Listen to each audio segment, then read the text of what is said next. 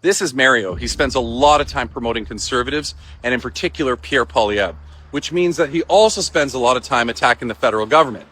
And in this video, he pushes one of the most common misconceptions about immigration in Canada. Newcomers with different statuses in Canada apply for income support benefits. Hold on, because there's a really important detail that Mario left out. He's making it sound like the average immigrant coming to Canada is getting all kinds of special benefits. And that's not actually what's happening. Depending on the family's size, they usually receive $2,200. The programs he's describing are primarily associated with refugee resettlement and humanitarian programs, not immigration in general. And according to the federal government's own immigration plan, government-assisted refugees account for about 15,000 out of 395,000 planned permanent resident admissions in 2025.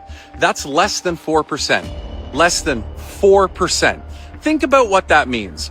Mario tells you this story and people immediately picture the immigrant working in Tim Hortons. They picture the engineer who moved here from India, the nurse from the Philippines, the international student struggling to pay tuition and rent.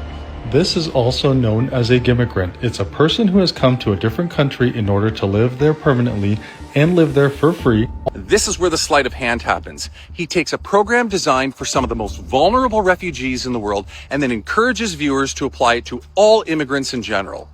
Those are not the same thing. Historically, these humanitarian programs have been used for people fleeing some of the most extraordinary circumstances in the world.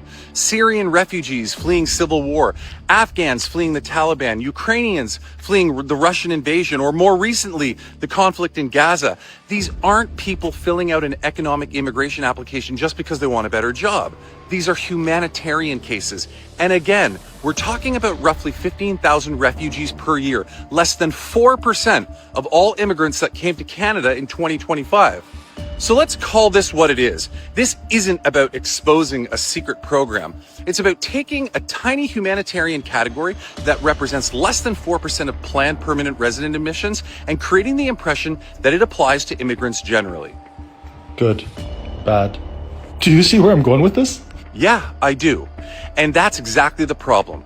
The guy you see working at Tim Hortons, the person driving the Uber, the engineer, the nurse, the tradesperson, or the international student trying to build a better life, they're most likely not receiving refugee resettlement benefits. Mario wants you to picture them when he tells the story, but the people he's actually describing are in a completely different category.